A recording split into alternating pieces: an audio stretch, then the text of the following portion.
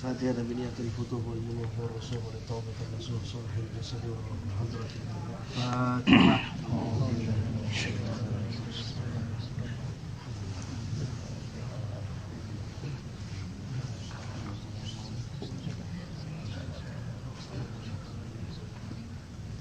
اللهم صل وسلم على سيدنا محمد الفاتح لما أغلق والحاتم لما سبق الناصر الحق بالحق والهادي إلى صراطك المستقيم وعلى آله وصحبه حق قدره ومقداره العظيم. اللهم أخرجنا من ظلمات الوهم وأكرمنا بنور الفهم وافتح علينا بمعرفة العلم وحسن أخلاقنا بالحلم وسهل لنا أبواب فضلك وانشر علينا من خزائن رحمتك يا أرحم الراحمين.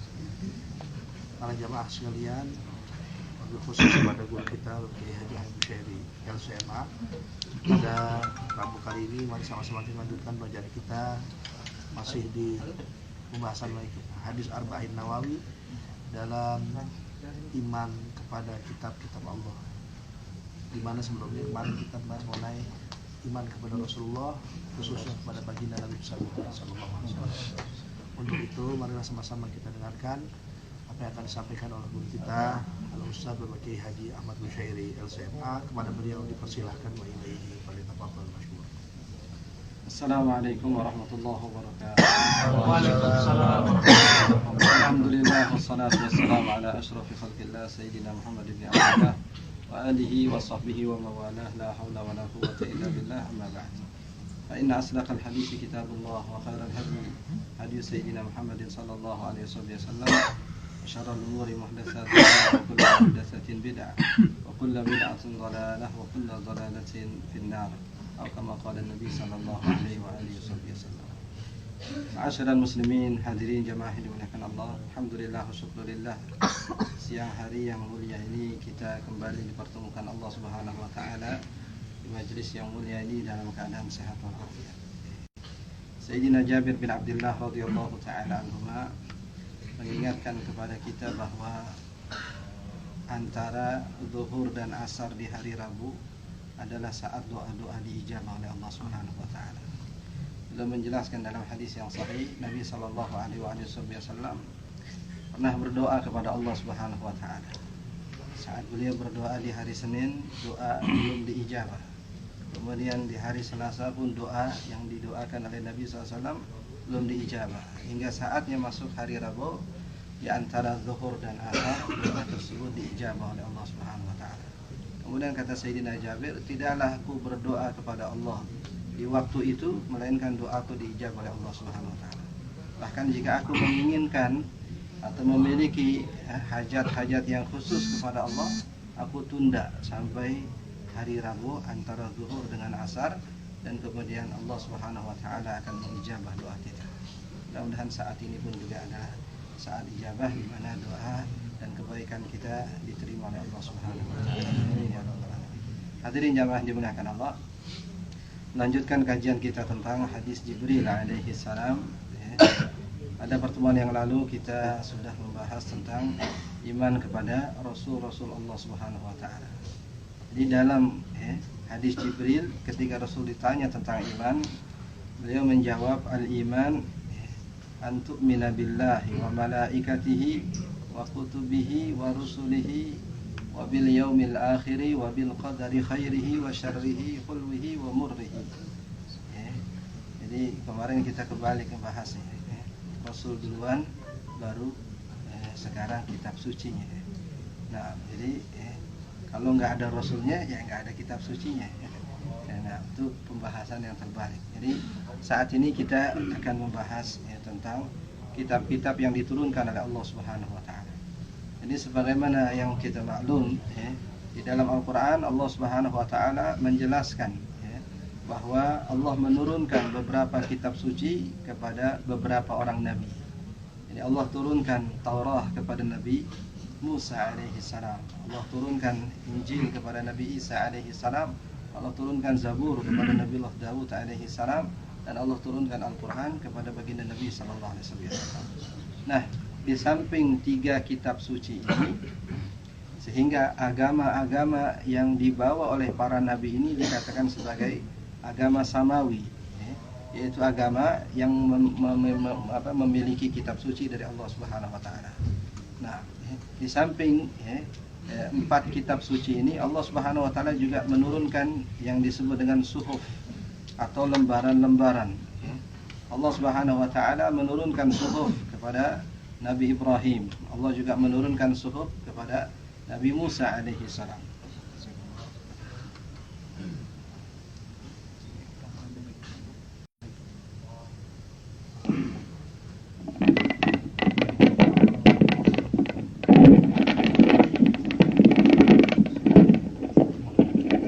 Allah Allah Allah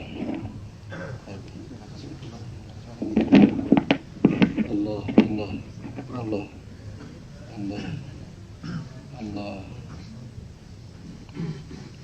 Allah Allah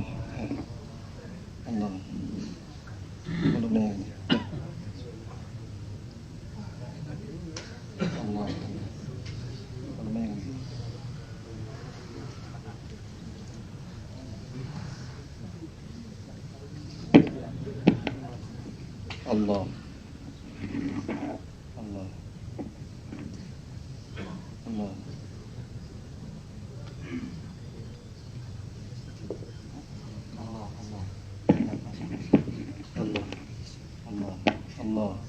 Allah Allah Allah Allah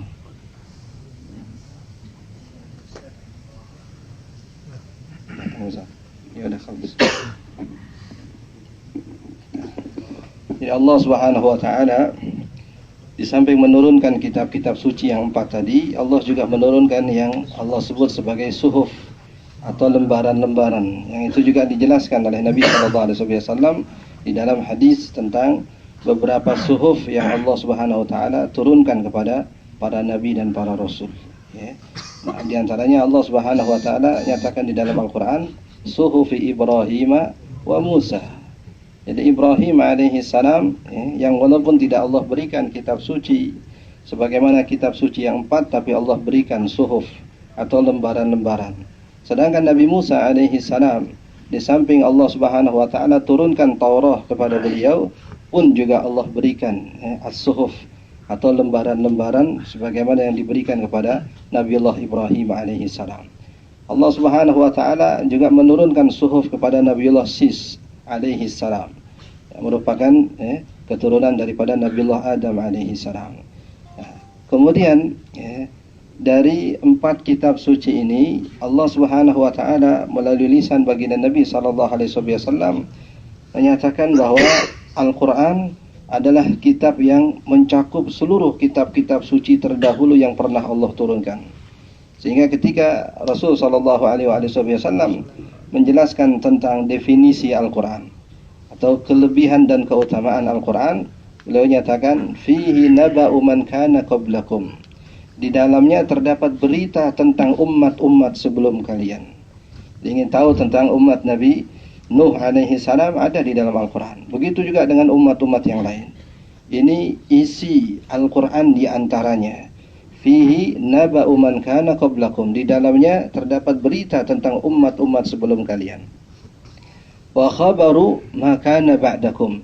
Dan di dalamnya juga berisi berita tentang apa-apa yang akan terjadi sesudah kalian, termasuk fase-fase sesudah alam dunia, alam akhirat, alam kubur dan seterusnya pun juga terdapat di dalam Al-Quran. Bahkan di dalam hadis Nabi sallallahu alaihi wasallam menjelaskan beberapa surah di dalam Al-Quran yang Nabi nyatakan belum pernah diturunkan sepertinya di dalam kitab-kitab suci sebelumnya. Ketika Rasul sallallahu alaihi wasallam di dalam hadis sedang bersama dengan Jibril alaihi salam. Kemudian tiba-tiba terdengar suara yang besar, dajjah. Suara yang sangat besar, suara yang sangat keras.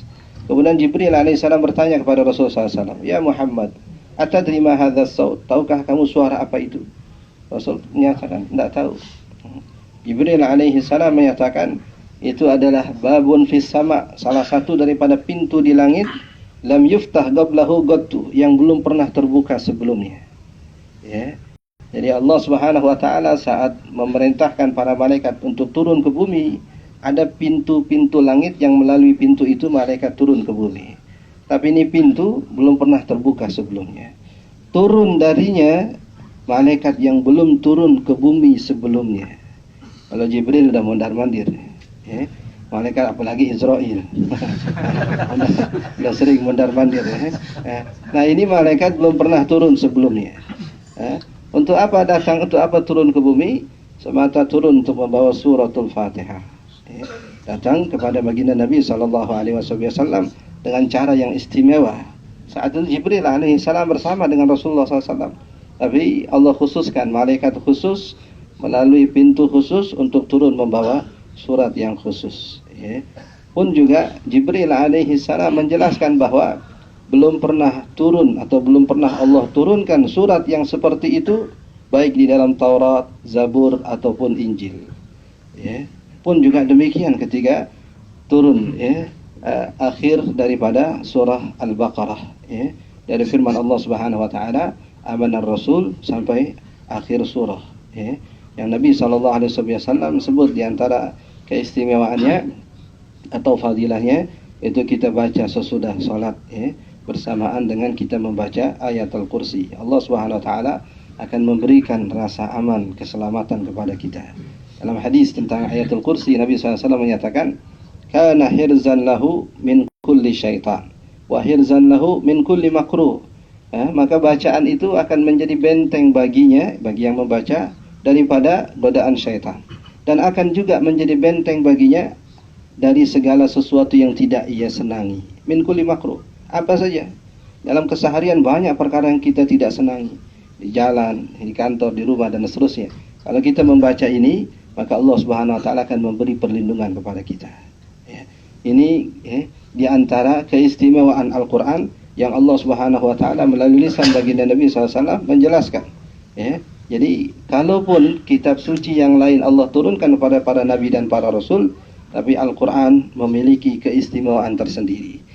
Jadi kalau di hadis yang tadi Jibril alaihi salam menjelaskan bahwa tidak pernah ada dalam kitab suci terdahulu ayat yang seumpama Fatihah. Itu maknanya ada ayat lain atau surah lain di dalam Al-Quran yang pernah Allah turunkan yang semakna dengannya atau yang mungkin berdekatan redaksinya dengan apa yang ada di dalam Al-Quran. Bahkan terkadang di dalam kitab suci umat terdahulu terdapat berita yang lebih rinci daripada apa yang ada di dalam Al-Quran.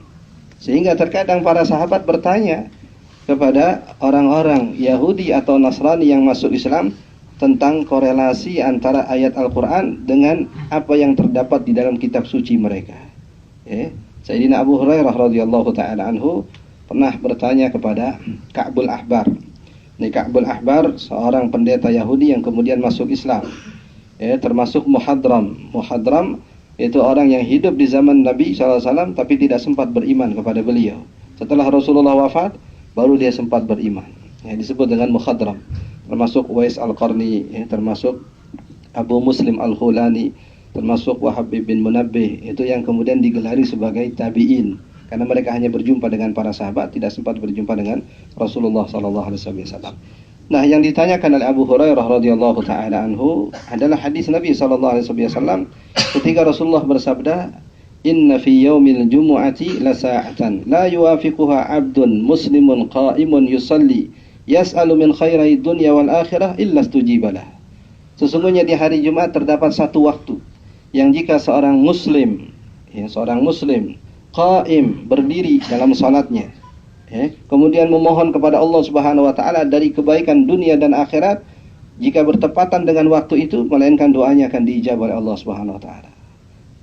Yang ditanyakan oleh Sayyidina Abu Hurairah kepada Wahab bin Munabbih, kapan waktunya itu?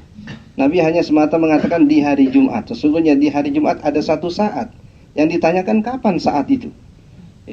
Sebagaimana Allah Subhanahu wa taala sembunyikan mungkin Lailatul Qadar, ini mungkin juga Allah sembunyikan sa'atul ijabah di hari Jumat. Tapi apa salahnya kalau seseorang mencari tahu? Sahabat pun walaupun dirahasiakan juga mencari tahu. Ya Rasulullah, kalau Allah Subhanahu wa taala sebutkan keutamaan Lailatul Qadar dan Allah sembunyikan, apa kira-kira indikasi yang bisa mendekatkan kami untuk bisa mendapatkan Lailatul Qadar?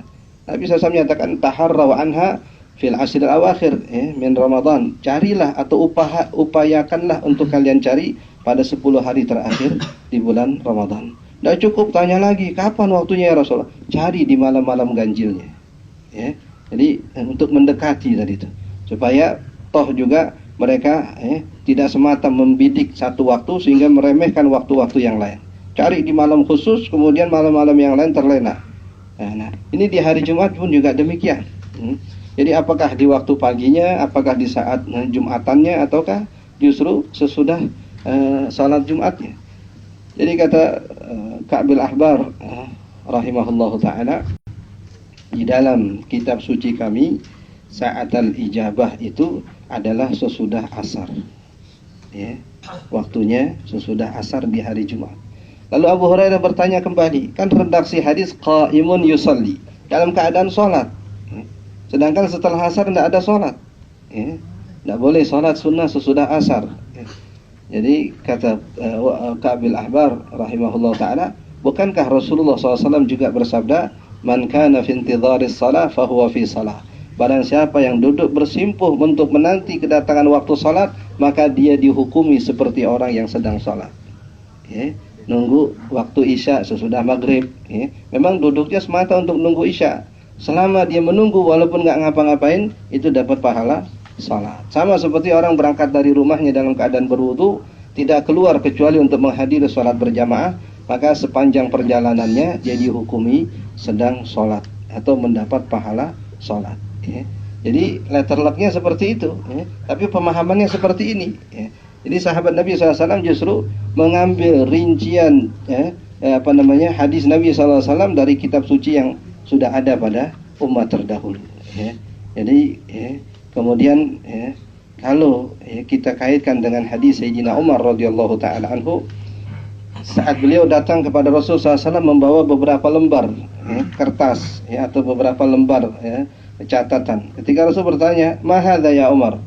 Catatan apa itu hai Umar? Jadi kata Sayyidina Umar, ini adalah beberapa lembaran kitab Taurat yang dihadiahkan oleh kawanku. Dia punya kawan seorang Yahudi, dihadiahkan beberapa lembar kitab Taurat. Fataghayyara wajhu Rasulullah SAW, berubahlah wajah Rasulullah. Terlihat beliau marah.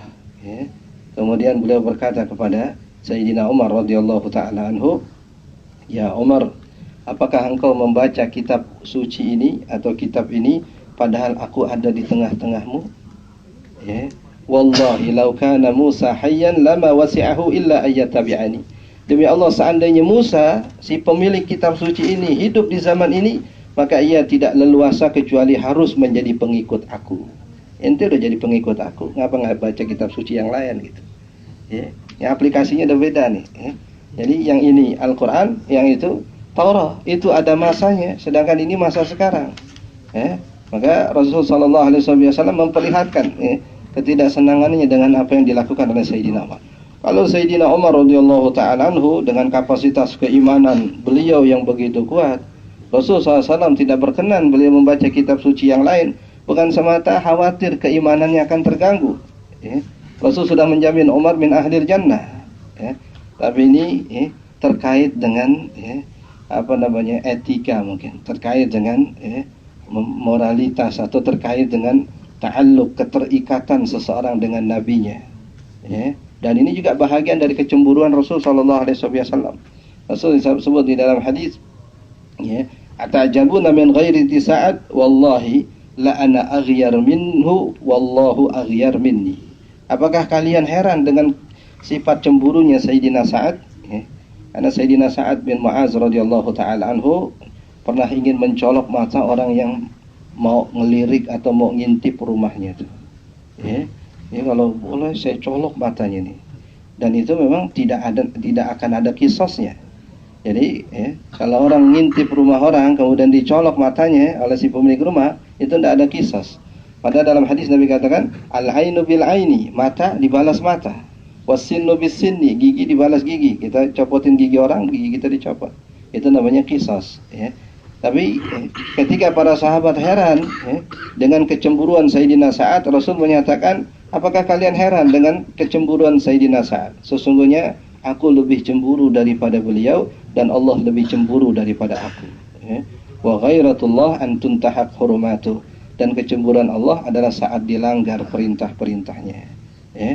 Nah, di dalam hadis ini Nabi SAW mengingatkan tentang keunggulan, keutamaan, keistimewaan daripada Al-Quran, ya, yang tidak dimiliki oleh kitab-kitab suci yang lain. Allah Subhanahu wa Ta'ala pun memilih redaksi yang berbeda saat berbicara tentang kitab suci Al-Quran dengan saat berbicara tentang kitab suci yang lain. Ya. Kitab suci yang lain Allah pastikan, ya, telah mengalami perubahan, asabahu taghyir, dirubah, ya. Yang kedua tahrif, ya, diselewengkan maknanya, pengertiannya. Ya, ketiga tabdil, jadi ada taghyir, ada tahrif, ada tashif. Tashif itu merubah redaksinya, ya. Jadi dalam Injil dikatakan haram makan daging babi misalkan. Redaksinya seperti itu, ya, versi bahasa Latin. Kemudian datang terjemahan Injil versi Indonesia, diterjemahkan babi hutan. Ya. Nah, sehingga kalau babi yang dipelihara, yang warnanya pink-pink itu boleh itu. Ya. Kalau yang hitam, tapi kenyataannya semuanya mereka makan. Babi hutan mereka makan, babi pink juga mereka makan. Nah, ini disebut dengan tashif. Jadi merubah redaksi yang seharusnya babi mutlak, ini kemudian diikat dengan babi hutan, sehingga selain babi hutan boleh mereka makan. Ya. Jadi hal yang sama tidak terjadi di dalam Al-Quran. Jadi kalau kemarin kita berbicara tentang beberapa perubahan di dalam Al-Quran, Allah Subhanahu Wa Taala nyatakan, "Ma nansakh min ayatin aw nunsiha na'ti bi khairin minha aw misliha." Tidaklah ada satu ayat yang kami hapus atau kami lupakan, melainkan kami datangkan yang lebih baik darinya atau yang seumpamanya. Ya, ini dalil tentang adanya nasakh di dalam Al-Quran. Nasakh itu perubahan. Ya. Sayyidatuna Aisyah radhiyallahu taala anha menceritakan bahwa dahulu ada ayat Al-Quran yang berbunyi, "Asy-syaikhu wasy-syaikhatu iza zanaya farjumuhumal battah." Wanita dan lelaki yang sudah beristri kemudian berzina, maka rajamlah keduanya.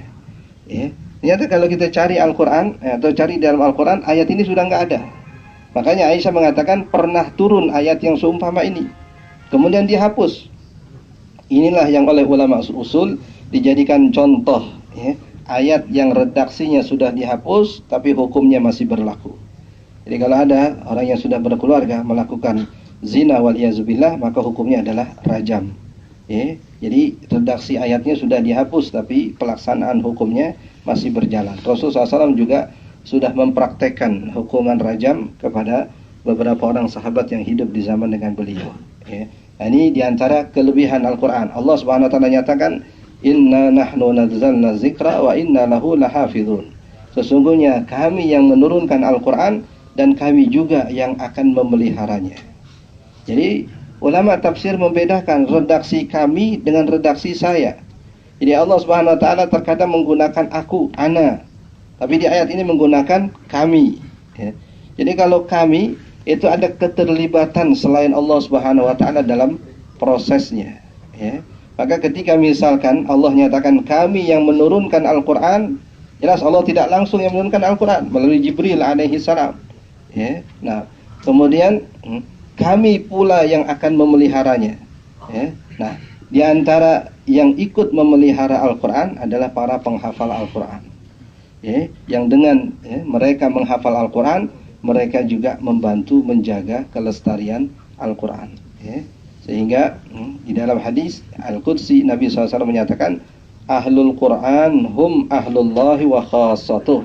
Ahlul Quran artinya para penghafal Quran, mereka adalah keluarga-keluarga Allah dan orang-orang istimewanya. Jadi ahlullah disebut ahlullah, tidak disebut ahlullah kecuali para penghafal Al-Quran. Ya, wa khassatuh, ini orang-orang istimewa. Ya. Al-khawas itu artinya VIP, ya, very important person di sisi Allah Subhanahu Wa Taala. Ya. Ini yang pertama, Al-Quran Allah nyatakan kami yang menurunkan dan kami pula yang menjaga. Itu jelas redaksinya. Ya. Inna nahnu nazzalna dzikra wa inna lahu lahafizun. Itu semuanya dengan taukid, artinya penekanan. Inna, dan sesungguhnya kami lahafizun, lamnya juga fungsinya sebagai lamut taukid dalam kaidah nahwu, ya. Artinya sesungguhnya kami akan sangat memelihara Al-Qur'an. Tapi ketika Al-Qur'an Allah Subhanahu wa taala berbicara tentang kitab suci yang lain, di samping Allah nyatakan sudah dirubah oleh manusia, ya, bahkan orang-orang Yahudi, ya, mereka menulis, ya, Taurat dengan tulisan tangan sendiri, ya. Bima katabat aydihim, mereka tulis dengan tangan mereka sendiri. Artinya bukan wahyu daripada Allah Subhanahu wa taala. Kemudian setelah selesai, mereka katakan hadhihi min indillah, ini berasal dari Allah Subhanahu wa taala. Wa ma huwa min indillah, dan sesungguhnya itu bukan dari Allah Subhanahu wa taala. Ya, jadi sungguh mereka yang merubah dengan tangan-tangan mereka sendiri. Nah, ketika Al-Qur'an berbicara tentang kitab suci yang lain, Allah Subhanahu wa taala nyatakan bima ustuhfidhu, ya. Jadi kalau yang ini lahafidhun, yang itu bima ustuhfidhu, dengan apa yang Allah titipkan pada sebahagian daripada mereka. Jadi Allah tidak menjamin bahwa itu akan dijaga, akan dipelihara, tapi Allah titipkan. Jelas titipan itu tergantung dengan yang menerima titipan, ya. Maka dalam literatur, ya, umat terdahulu itu, ya, dinyatakan, ya, di antara nabi-nabi Bani Israel, ya, yang Allah anugerahkan kemampuan untuk menghafal kitab Taurat itu hanya, ya, Nabi Uzair alaihi salam, yang ceritanya disebut di dalam Al-Quran tentang orang yang Allah matikan selama 100 hari. Jadi kalau Ashabul Kahfi Allah matikan selama 300 tahun, dari 309 tahun sesuai dengan hitungan Hijriah dengan Miladiah. Kalau ini Allah nyatakan dimatikan dalam hitungan 100 tahun. Aw kalladzi marra ala qaryatin wa hiya khawiyatun ala urushiha qala anna yuhyi hadhihi Allahu ba'da mautiha fa amatahu Allahu mi'ata amin. Allah wafatkan dia selama 100 tahun. Tsumma ba'atsah, kemudian dibangkitkan lagi, dihidupin lagi. Kemudian malaikat bertanya, "Kam labista?" Berapa lama kamu tidur? Dia menjawab, "Labistu yauman aw ba'da yaum." Mungkin sehari, mungkin beberapa hari. Kata malaikat, "Bal labista mi'ata am." Sesungguhnya engkau telah tidur selama 100 tahun. Kalau nggak percaya tuh lihat, fanzur ila ta'amika wa syarabika, lihat makananmu nggak bersisa, habis semuanya. Wanzur ila himarika, dan lihat itu keledaimu tinggal tulang belulang, sedangkan yang punya keledai utuh. Nah, kemudian itulah proses Allah Subhanahu wa taala memperlihatkan kepada Uzair bagaimana Allah menghidupkan kembali tulang belulang tadi itu. Jadi yang tadinya tinggal tulang, kemudian naksuha lahma, kami bungkus dengan daging, kemudian kami hidupkan. Semudah itulah Allah membangkitkan manusia nanti sesudah hari kebangkitan.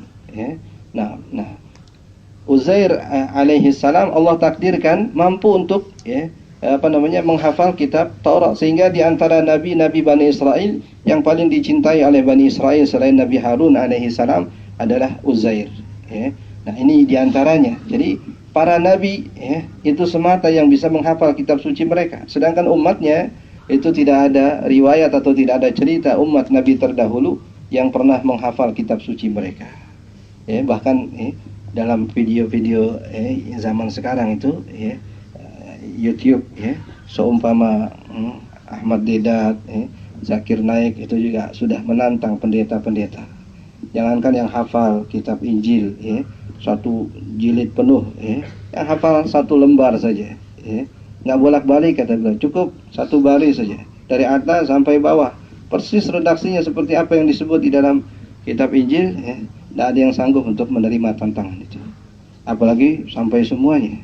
Sedangkan kaum muslimin yang nggak bisa bahasa Arab, umur 6 tahun, 5 tahun masih cadel kadang, jangankan satu lembar, ada yang satu surah, ada yang satu juz, ada yang bahkan 30 juz. Walaqad yassarnal Qur'ana lidzikri fahal mim muddakir. Dan sungguh kami telah mudahkan Al-Qur'an untuk dihafal. Apakah ada orang yang mengambil pelajaran? Coba lihat, nggak paham bahasa Arab tapi bisa menghafal. Kita bahasa Indonesia saja untuk bisa menghafal redaksi puisi kah atau seumpamanya, nggak mungkin sebanyak bahasa yang ada di dalam Al-Qur'an. Padahal kita nggak paham. Ini seperti kita suruh hafal puisi bahasa Inggris misalkan, sedangkan kita nggak bisa bahasa Inggris, sampai botak mungkin nggak hafal-hafal kita. Al-Quran dengan keindahan bahasanya ternyata mudah dihafal. Ini juga kelebihan karena memang Allah nyatakan begitu. Walaqad yassarna al-Qur'ana lidzikri fahal min muddakir. Kami telah memudahkan Al-Qur'an untuk dihafal. Ya. Kalau ada realita yang berbeda dengan teori yang disebut di dalam Al-Qur'an, niscaya mereka akan mudah mendustakannya. Katanya gampang dihafal, toh nggak ada yang menghafal, tapi ternyata kenyataannya anak-anak kecil pun bisa menghafal. Berapa juta manusia di alam dunia ini yang menghafal Al-Quran.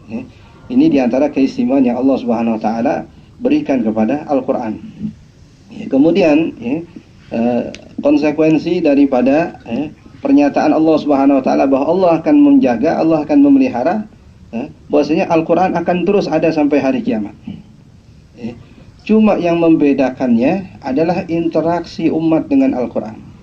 Kalau di zaman Rasul SAW, misalkan mereka membaca 1-2 ayat, ada yang pingsan, interaksi dengan Al-Quran. Bahkan Sayyidina Abu Bakar radhiyallahu ta'ala anhu, kalau menjadi imam, lebih terdengar tangisannya daripada bacaan ayatnya. Jadi orang yang ada di belakangnya nggak dengar ayat, yang dengar suara tangisan, sesungguhkannya. Sayyidina Umar baca idza samsu kuwirat, baru sampai ayat yang ke-9 jatuh pingsan, sebulan sakit. Nah, dan tidak sedikit yang meninggal karena mendengar bacaan Al-Quran. Diriwayatkan dalam kitab sirah, seorang pemuda yang melintas di samping rumah seseorang, terdengar ayat Quran yang dibaca dari dalam rumah, bicara tentang neraka. Orang ini jatuh pingsan, meninggal dunia. Yang baca Quran nggak tahu di dalam rumah dia baca Quran. Mendengar ada tetangga meninggal dunia, dia pun datang bertakziah. Saat dia datang, kenapa orang ini meninggal? Kata ibunya, laqad qatalta waladi, engkaulah yang telah membunuh anak saya. Dengan bacaanmu tadi itu. Nah, Sayyidatuna Aisyah radhiyallahu taala anha, satu malam, artinya sampai subuh, salat malam hanya mengulangi 1 ayat saja, diulang-ulang. Nggak bisa ngelanjutin pada ayat berikutnya. Bukan nggak hafal, tapi merenungi, meresapi makna yang terkandung dalam ayat itu. Tapi sebaliknya Rasul mengabarkan nanti akhir zaman, manusia akhir zaman, di antara ciri-ciri mereka, kalian akan kagum dengan bacaan Qur'annya. Kalian akan menganggap remeh ibadah kalian dibanding ibadah mereka. Jadi kalau kalian bandingkan sholat kalian dengan sholat mereka, sholat kalian nggak ada apa-apanya. Kalau kalian dengar bacaan Qur'annya dengan bacaan Qur'an kalian, kalian anggap bacaan Qur'an kalian nggak ada apa-apanya. Tapi Nabi katakan, la yujawizu taraqihim, tetapi bacaan mereka tidak melewati kerongkongan mereka. Artinya nggak sampai hati. Sampai di sini doang. Lantunannya indah, bacaannya bagus, nah bahkan diperlombakan, tapi nggak sampai hati. Nah, jadi Qur'annya tetap ada karena Allah jamin, Allah pelihara. Tapi interaksi manusia dengan Al-Quran yang berbeda. Dr. Yusuf Al-Qardawi hafizahullah ta'ala, beliau menulis kitab judulnya Kaifa nata'amal ma'al Quran, bagaimana kita berinteraksi dengan Al-Quran. Ini Quran kita apain ini? Itu suatu kitab beliau bahas tentang bagaimana seorang muslim sepatutnya berinteraksi dengan Al-Quran. Jadi di samping di dalam kitab itu juga beliau jelaskan tentang keistimewaan dan keutamaan Al-Quran. Jibril alaihi salam itu turun dan dengan fase waktu yang berbeda-beda untuk membawa sebahagian ayat-ayat Quran kepada Rasul sallallahu alaihi wasallam. Sebahagiannya Rasul terima melalui mimpi dan sebahagiannya diturunkan oleh malaikat khusus yang Allah Subhanahu wa taala turunkan melalui jalur khusus kepada Rasulullah sallallahu alaihi wasallam. Nah, ini terkait dengan keutamaan Al-Qur'an. Lalu dari keutamaan Al-Quran juga, ulama menyimpulkan tentang kesempurnaan agama Islam. Karena sumber hukumnya, panduan hidupnya ada di dalam Al-Quran. Maka kalau seandainya Quran dikatakan sebagai kitab suci yang paling istimewa dibanding kitab suci yang lain, otomatis agama yang dibawa oleh Rasul SAW adalah agama yang paling sempurna dibanding agama yang lain. Lalu di mana indikatornya itu? Jadi kata ulama, yang pertama adalah sifat agama Islam itu sendiri yang universal, dikatakan sebagai al-alamiyah, sifat universalitas Islam. Jadi dia bukan semata diturunkan kepada bangsa Arab, tapi bangsa lain selain bangsa Arab pun juga cocok untuk memeluk agama Islam.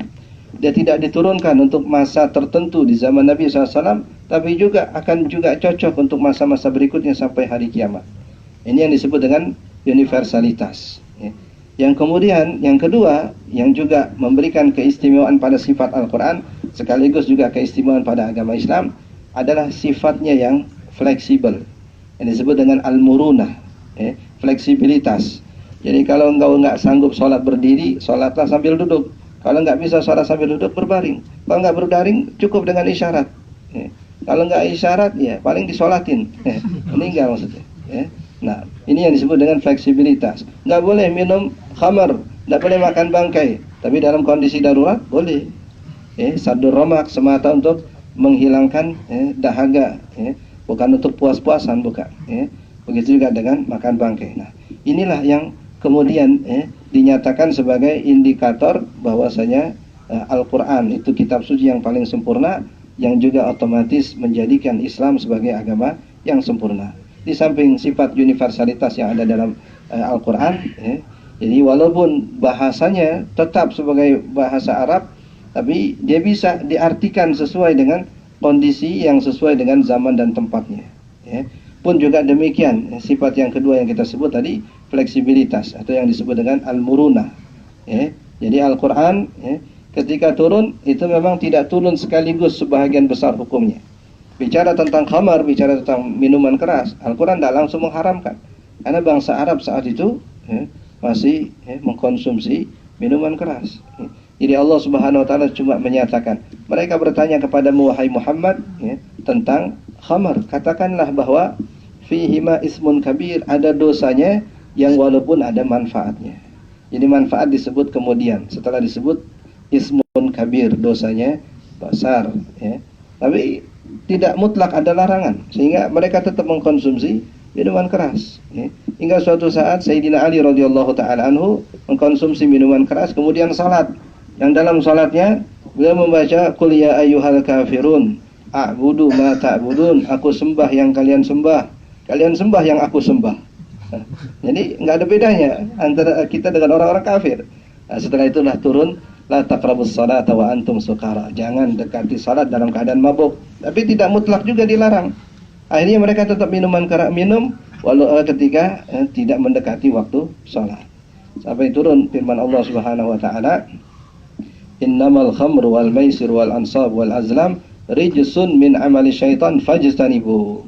Jadi khamar, judi, bangkai itu adalah rijsun, kotor, dan termasuk perbuatan syaitan. Maka jauhilah. Itu sahabat saat itu masih ada yang sedang mabuk saat ayat itu turun. Maka mereka pun keluar ke jalan-jalan menceritakan atau menyatakan bahwa ayat tentang diharamkannya khamar sudah turun. Maka yang lagi nyekek botol bahasa kita itu numpain di jalanan. Sehingga saat itu kota Madinah jalan-jalannya basah oleh minum-minuman keras. Tapi mereka sudah siap saat itu karena sudah dibatasi. Jadi ketika turun ayat yang tegas melarang, mereka ringan untuk meninggalkan larangan tersebut. Nah, ini yang kemudian dijadikan sebagai indikator kesempurnaan ajaran Islam. Jadi dia bisa membaca kebutuhan zaman, dia bisa membaca kebutuhan tempat. Tempat yang seperti ini, zaman yang seperti ini, itu bisa diterapkan ayat-ayat Al-Quran. Hadirin jamaah yang dimuliakan Allah. Kemudian dari pembahasan khusus tentang Al-Quran ini, kemudian banyak ulama yang menulis kitab khusus membahas tentang keutamaan-keutamaan Al-Quran. Dari segi bahasanya, dari segi ceritanya, dari segi penyampaian akhlak dan perilakunya, dan mungkin dari hal-hal yang tidak terdapat dalam kitab-kitab suci umat sebelumnya. Dengan rukun iman kepada kitab-kitab suci Allah Subhanahu Wa Taala, jelas kita dituntut untuk lebih mengetahui Al-Quran, melebihi kita mengetahui kitab-kitab suci umat terdahulu. Ini mungkin sebagai mukaddimah kajian kita pada kali ini. Mungkin bisa kita lanjutkan dengan tanya jawab. Ada yang mau bertanya? Ya. Waalaikumsalam. Terkait ada dua pertanyaan. Yang pertama, saya pernah mendengar itu kan kitab Allah itu kan berisi dari kalam-kalam Allah. Nah, kalamullah itu kan ada yang mengatakan bahwa berbeda dengan kalam-kalam seperti kita gitu. Beda seperti kita yang ada bahasanya, ada berlogat sebagai macam lah gitu. Nah itu bagaimana prosesnya sehingga Allah bisa mengumpulkan menurunkan firman-firman kepada para nabinya itu seperti apa prosesnya. Yang selanjutnya adalah lalu misalkan kalamullah itu kan ada yang mengatakan juga qadim gitu. Jadi dia tidak baru dan tidak pula dia kekal gitu. Nah, lalu bagaimana saat Musa mendapat berbicara langsung pada Allah di Bukit Tursina itu? Mungkin itu yang bisa saya sampaikan. Nah, terima kasih. Jadi definisi yang disebut oleh ulama tauhid atau ulama usuluddin atau kadang disebut dengan ulama aqaid terkait dengan definisi kalamullah. Kalamullah subhanahu wa ta'ala itu beda dengan kalam manusia. Jadi kalamullah adalah kalamun nafsi. Kalamun nafsi artinya suatu kalam atau kalam yang sifatnya nafsi, individual. Jadi dia tidak lepas dari zat Allah subhanahu wa ta'ala. Sehingga disifatilah bahwa kalam itu adalah qadim. Ini yang kemudian menjadi sebab perselisihan antara Ahlus Sunnah dengan Mu'tazilah di zaman Imam Ahmad Ibn Hanbal rahimahullahu ta'ala. Jadi saat itu Khalifah Al-Ma'mun yang juga adalah putra Harun Ar-Rasyid, beliau sangat dekat dengan ulama-ulama yang beraliran Mu'tazilah. Sampai di antara pengaruh mereka kepada Khalifah Al-Ma'mun adalah statement mereka bahwa kalamullah itu adalah laisa biqadim. Jadi kalamullah itu bukan qadim tapi kalamullah hadis. Jadi Allahnya yang sifatnya qadim, artinya qadim itu tidak ada awalnya.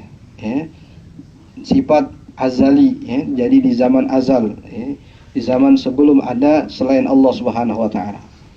Jadi kata orang-orang Mu'tazilah, kalamullah itu adalah hadis.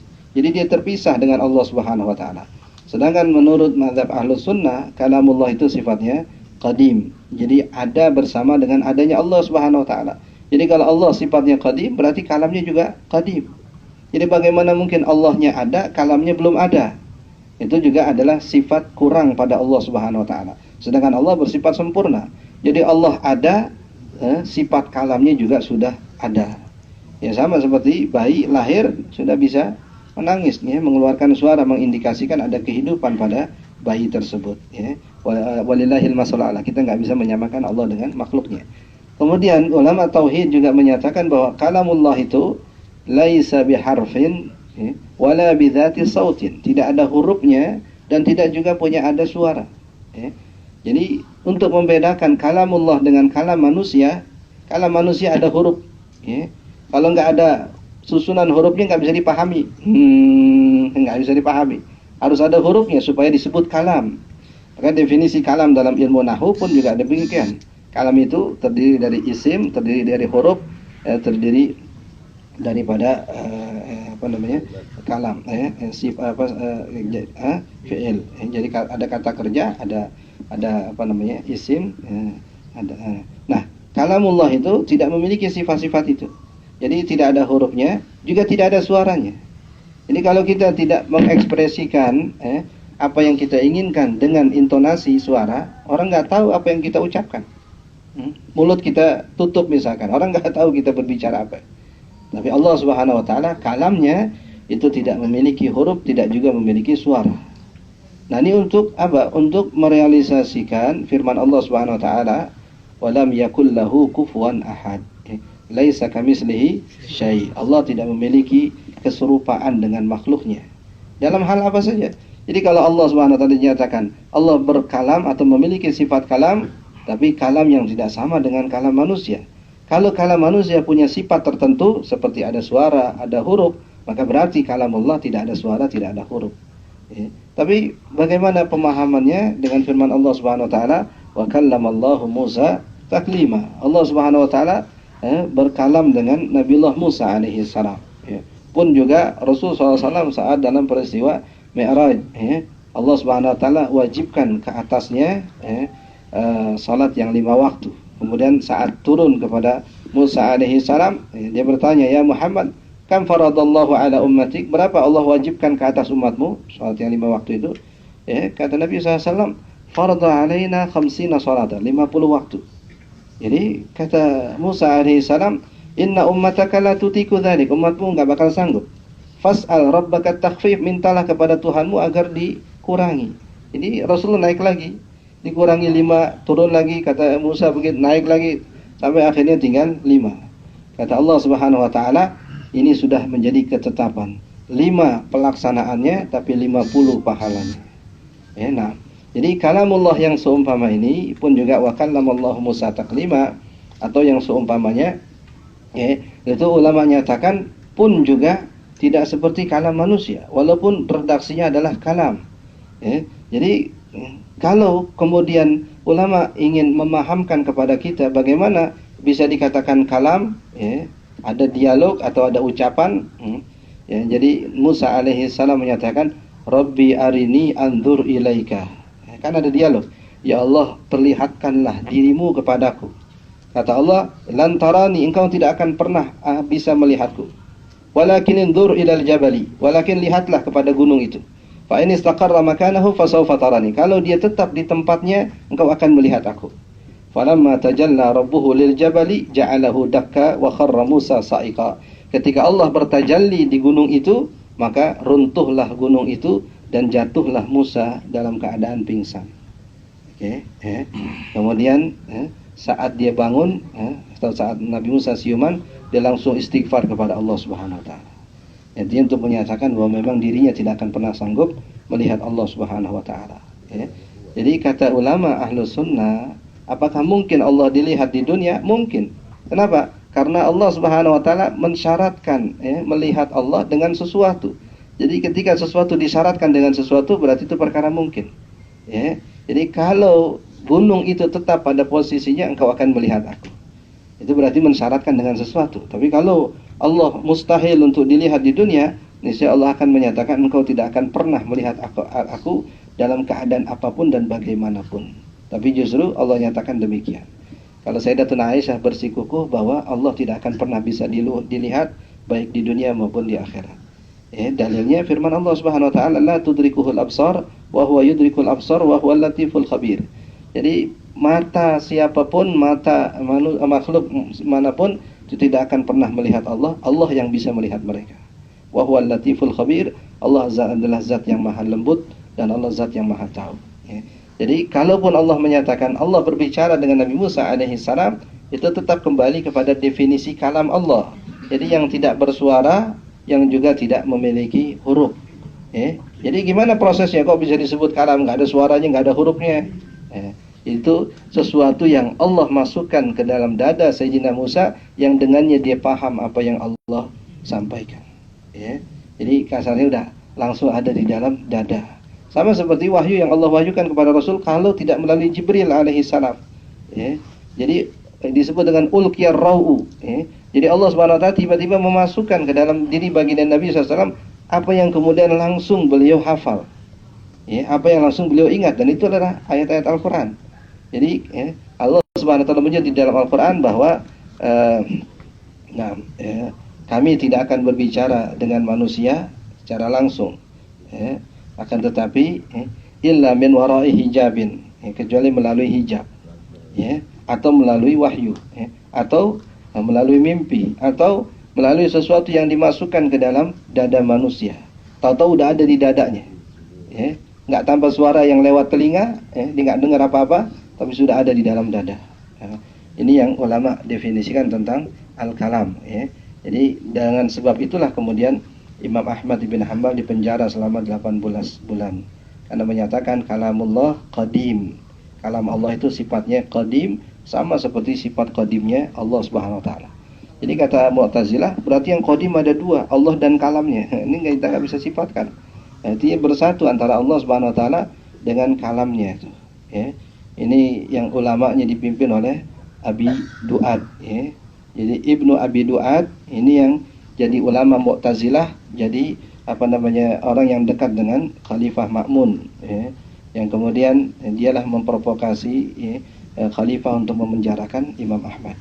Jadi ketika Al-Ma'mun memerintahkan Imam Ahmad untuk berdialog dengan Ibn Abi Dhu'ab, kata Ma'mun, coba dialog dengan dia, coba debat dia tuh, ajak bicara dengan dia. Kata Imam Ahmad, kaifa ukallimu man lam arahu waqifan ala babi alimin ghattu. Bagaimana mungkin saya mendebat dengan seseorang yang belum saya pernah lihat dia datang ke rumah ulama manapun. Dia nggak pernah ngaji, gimana mau saya debat sama dia? Bahasanya begitu. Jadi nggak perlu debat. Nggak perlu debat. Kaifa ukallimu man lam arahu waqifan ala babi alimin ghattu. Nah, jadi menengok saja enggak, apalagi mengajak bicaranya. Itu yang kata Ma'mun, ente nggak mau ngomong sama dia atau nggak mau memandang wajahnya. Aku nggak akan memandang wajah orang yang belum pernah berdiri di depan rumah seorang alim. Nah,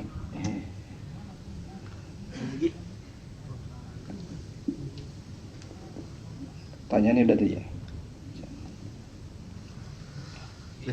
Ya, ada. Terkait dengan surat Al-Fatihah yang tadi itu belum pernah. Itu Al-Fatihahnya itu apa namanya? Susunannya apakah mungkin dengan bismillah atau langsung alhamdulillah? Bisa dijelaskan lagi. Nah, baik. Jadi perbedaan pendapat antara ulama tentang halil basmalah ayatun minal Fatihah atau tidak.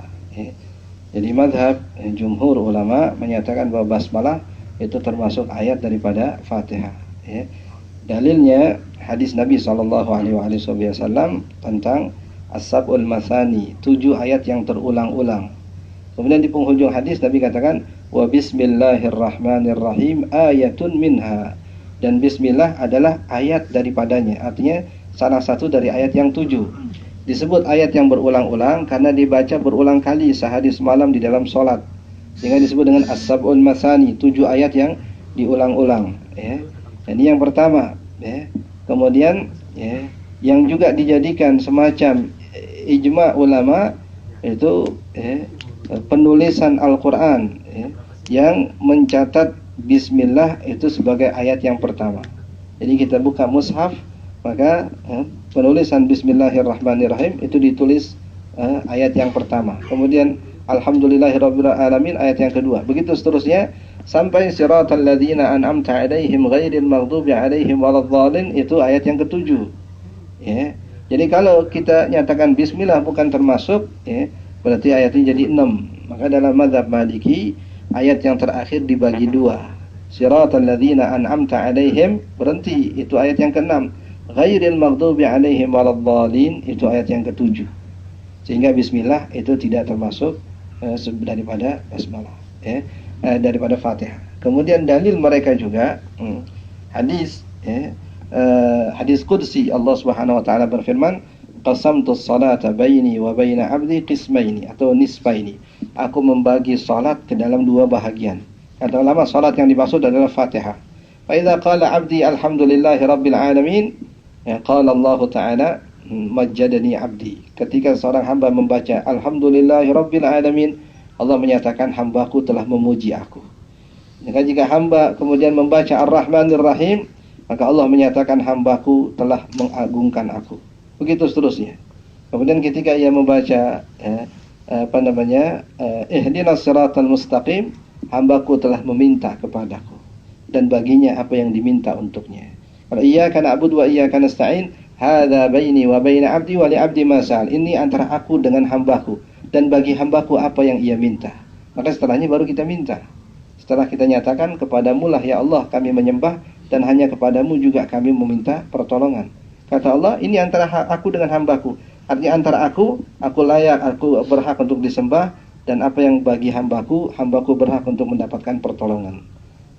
Ini dalam hadis qudsi ini, itu Allah, Nabi SAW memulai daripada alhamdulillah, tidak memulai daripada basmalah. Nah, ini yang kemudian ditafsirkan oleh ulama yang mengatakan tetap bismillah adalah ayat daripada Fatihah. Nah, jadi kalau kita ingin pastikan apakah Fatihah itu turun 7 ayat dengan basmalahnya, ya tadi ikut kepada dalil yang yang tadi itu. Jadi tidak spesifik ketika dinyatakan bahwa ini adalah surah yang turun secara khusus dengan malaikat yang khusus, itu tidak kemudian dirincikan di situ redaksi ayat, redaksi surahnya. Ya. Di dalam hadis yang lain Nabi SAW bercerita tentang turunnya surat Al-Kautsar. Kemudian saat Rasul menyampaikan kepada para sahabat, bunyi daripada ayat itu, Rasul kemudian membaca Bismillahirrahmanirrahim, Inna a'tainakal kautsar fashalli lirabbika wanhar, inna syani'aka huwal abtar. Tapi walaupun Nabi saat menyampaikannya kepada para sahabat membaca bismillah, tapi dalam Al-Quran itu tidak ditulis sebagai ayat yang pertama bismillahnya. Tetap inna a'tainakal kautsar ayat yang pertama. Sehingga itu termasuk sebagai surah yang paling pendek karena hanya terdiri dari 3 ayat saja. Tapi bismillahnya nggak dicantumin. Walaupun saat meriwayatkannya Rasul membaca basmalah. Tapi beda dengan Fatihah, ini dalam penulisannya dari sekian generasi dari zaman Sayyidina Utsman sampai sekarang itu ditulis dan dicatat sebagai ayat yang pertama daripada Fatihah. Ya. Nah, ya. Ustaz Padang. Kalau di At-Taubah itu kalau nggak salah nggak ada bismillah. Ya. Nah, itu memang tidak ada. Ini surat yang khusus yang tidak ada basmalahnya. Ulama menjelaskan bahwa kenapa tidak ada basmalahnya. Ada yang pertama mengatakan bahwa surat Baro'ah atau surat At-Taubah itu awalnya adalah surah yang bersatu dengan surah yang sebelumnya. Jadi dia adalah satu surah dengan surah sebelumnya.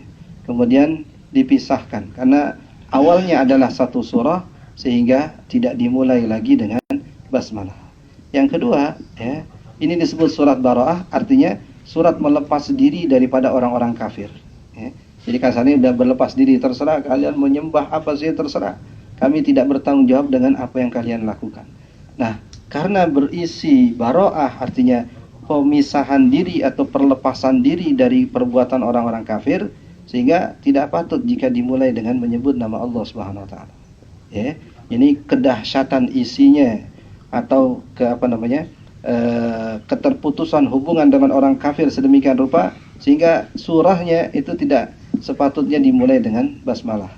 Ini enggak bicara sama seperti surah yang lain yang bicara tentang kemahakuasaan Allah, misalkan tentang neraka, Al-Waqiah, dan seumpamanya. Walaupun dahsyat berbicara tentang neraka, tetapi tetap berbicara tentang kemahakuasaan Allah Subhanahu wa taala. Sehingga dimulai juga dengan basmalah. Atau ayat-ayat lain yang dimulai dengan pujian kepada Allah, Alhamdulillahirabbil alamin, Sabbahalillahi ma fis samawati, Tabarakalladzi biyadihil mulku, itu lebih layak lagi dimulai dengan basmalah. Tapi surah Baro'ah itu karena berisi perlepasan diri, pertanggungjawaban daripada orang-orang kafir, sehingga kata ulama tidak patut dimulai dengan basmalah. Jadi ini basmalah ini, itu ulama katakan dia adalah ayat pertama daripada Fatihah. Dia adalah ayat yang di tengah dalam surat An-Naml, innahu min Sulaiman wa innahu bismillahirrahmanirrahim. Itu yang komplitnya. Jadi sesungguhnya surat ini adalah dari Sulaiman dan sesungguhnya ia adalah atas nama Allah Subhanahu wa taala. Jadi selain itu basmalah bukan termasuk ayat daripada surah. Basmalah tidak termasuk ayat daripada surah. Dia tidak termasuk ayat daripada surah Baqarah, surat Ali Imran dan seterusnya. Nah, tetapi disunnahkan untuk mengawali surah-surah itu dengan membaca basmalah. Nah, sebagian orang mengatakan, kenapa sebagian orang saat membaca selain Fatihah dia nggak baca bismillah? Ini misalkan ulama imam-imam Masjidil Haram misalkan, dia baca surah nggak pakai baca bismillah. Jadi saat setelah waladhdallin amin langsung tabarakalladzi biyadihil mulku wa huwa ala, nggak pakai baca basmalah karena memang dia bukan bahagian daripada surah. Tapi tetap ulama mensunnahkan, selain ulama mereka mensunnahkan kita untuk memulai sesuatu dengan basmalah.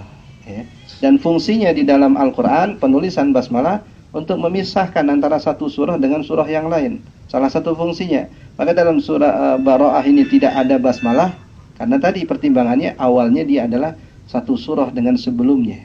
Kemudian dipisahkan sehingga tidak atau tetap tidak dimulai dengan basmalah. Wallahu a'lam.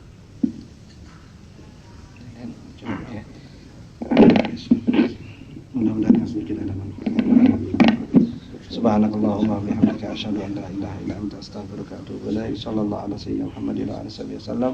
Walhamdulillahirabbil alamin. Assalamualaikum warahmatullahi wabarakatuh. Waalaikumsalam.